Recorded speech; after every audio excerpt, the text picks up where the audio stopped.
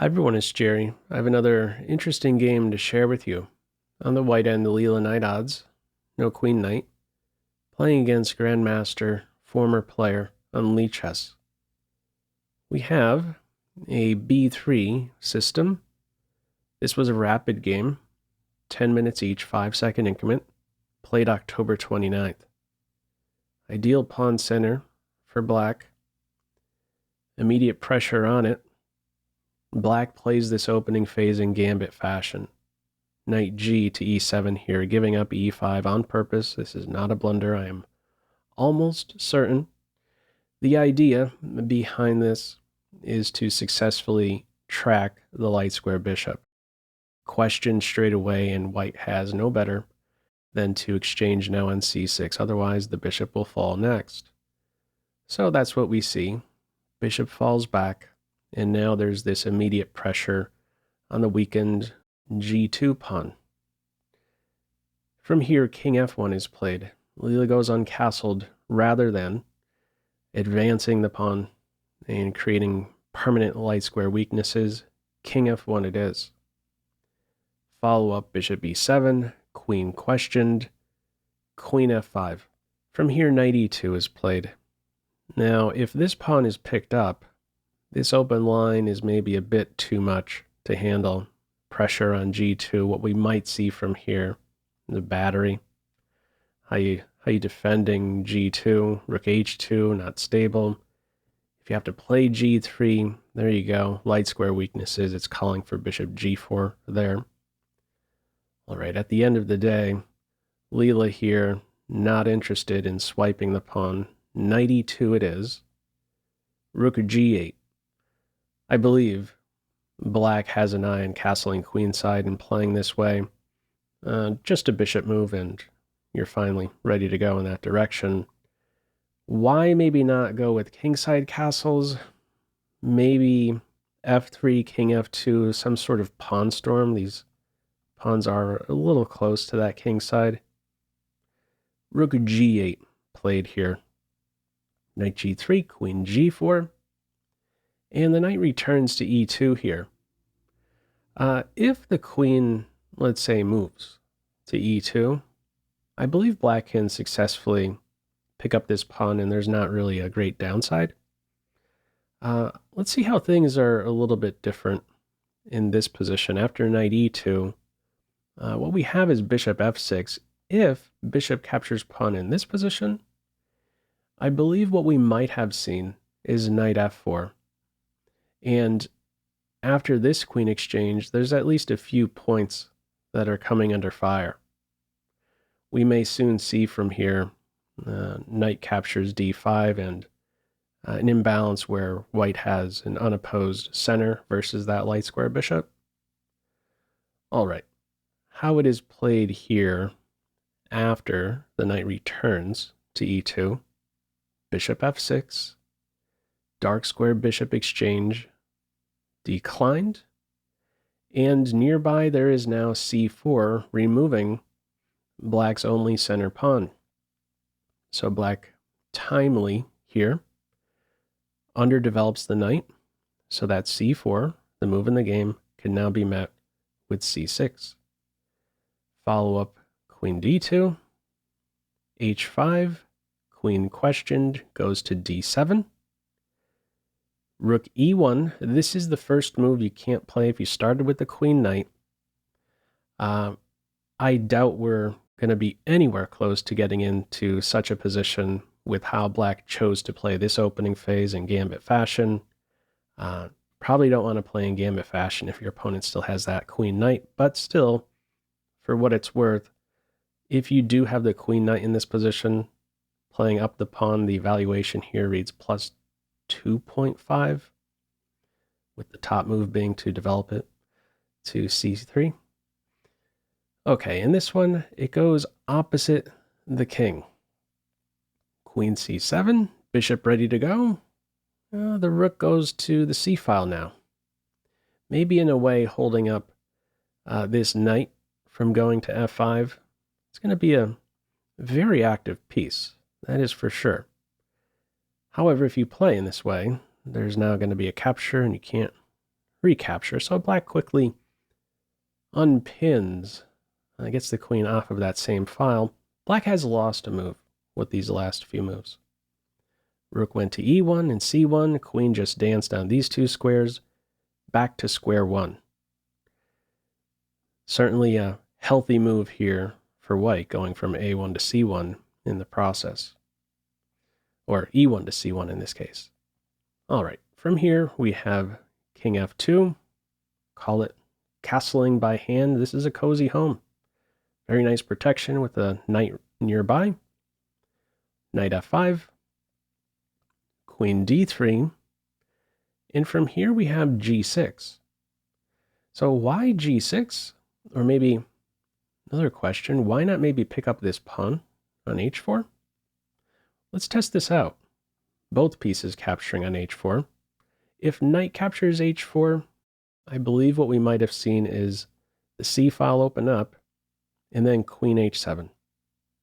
Targeting the rook. This is a very active square.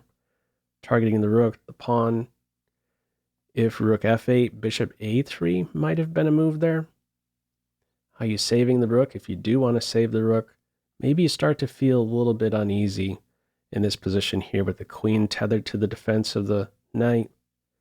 g7, h5 still under fire, knight f4 lurking, pressure on d5, h5. Maybe starting to get a little too dynamic when the black king is still in the center. So black is not interested in taking the h-pawn with the knight. It would not be a good idea to take with the bishop. In response to bishop captures pawn, you would go for a rook exchange and queen h7 straight away. Rook f8, only move.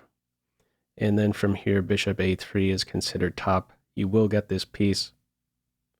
Also, these two are still under fire. Don't try to save this pawn in this position with g6. You would be losing after queen g7.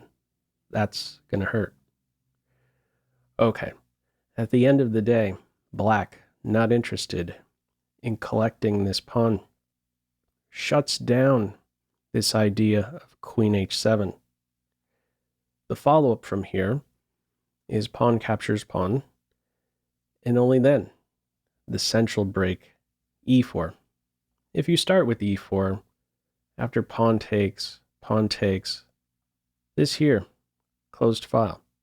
So you might as well open it up first, and that's what we see. The rook post justified, only now the central break, pawn takes, and from here black maneuvers to the now weakened g4 square. This maneuver coming up. If we revisit the captures on h4, first with the bishop, g3 is there, two minor pieces hanging, white will win one of them shortly. And if knight captures h4, g3 would be there yet again. The knight is trapped. Okay.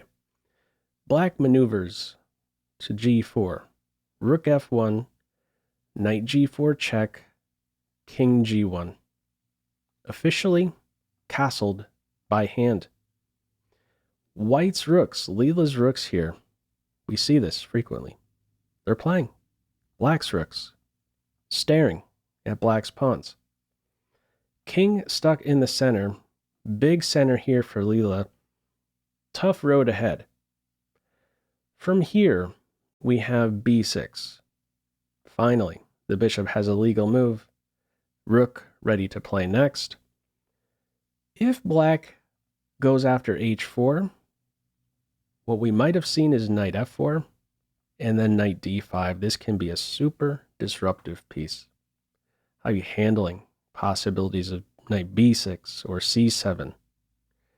So white is, in a way, trying to be timely here. Rather than going after material, we have b6. Should knight f4 be there, bishop can quickly cover that jump.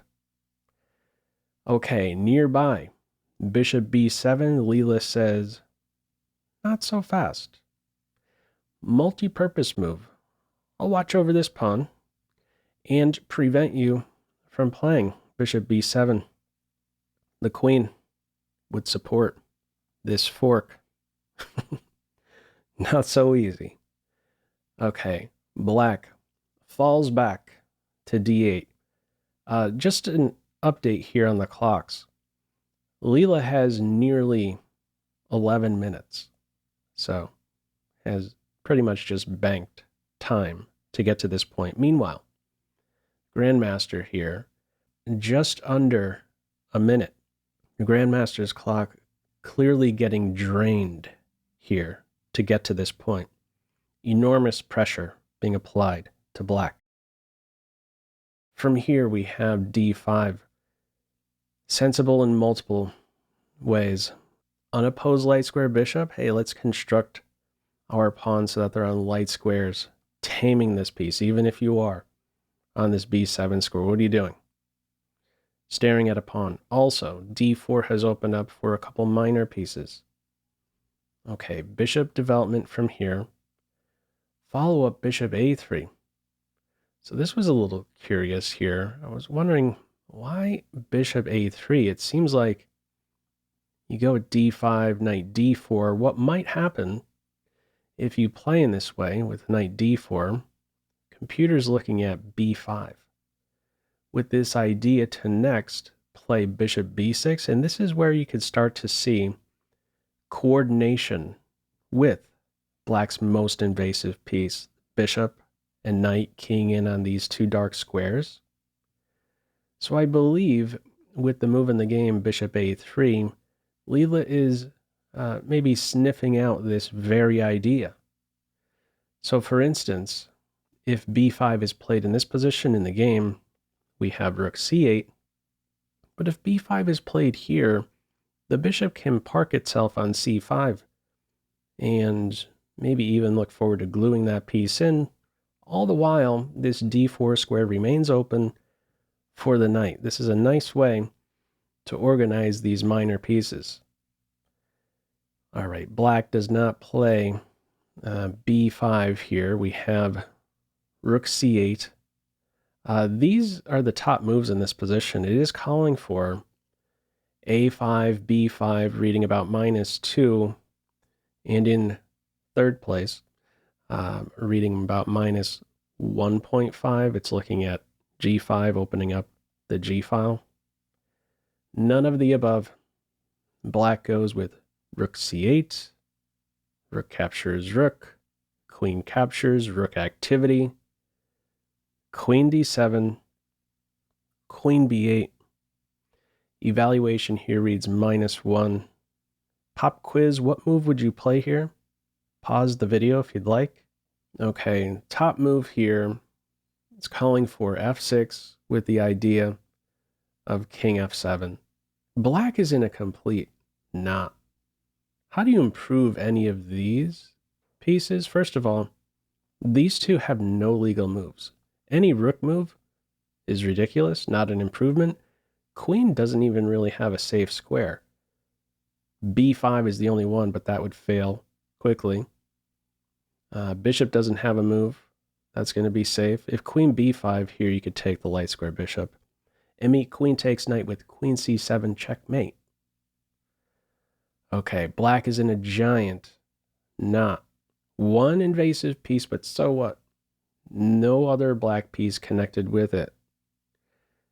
Black goes with g5, and Leela quickly takes advantage of the new weakness on f5. Knight d4, g takes h, knight f5.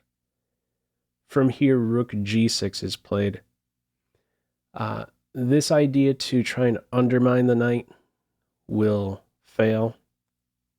So this here, the move I'm referring to, if bishop takes pawn, you can recapture. This here is going to be a problem. What might this look like? Checkmate in just a couple from here. Bishop blocks, check, and then checkmate. So no tricks here to undermine the knight's support. We have rook g6, another pop quiz. What's your move here? Pause the video if you'd like.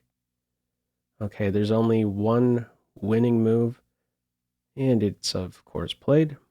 Bishop e7. Now what? Ready to take the bishop. Queen recaptures, light square bishop falls. Beautiful coordination here. Follow up, knight e3. Bishop captures bishop. The queen recaptures here. If knight captures knight is played, the bishop can fall back with discovered check, and it's a checkmate in 2 from here. Have just the silly blocks. Capturing next for checkmate. Okay, in this one we have the recapture on d8. Light square bishop falls, no more defense of c8. Knight captures knight. And Leela goes straight in for the win of the queen. Black tries h3 here.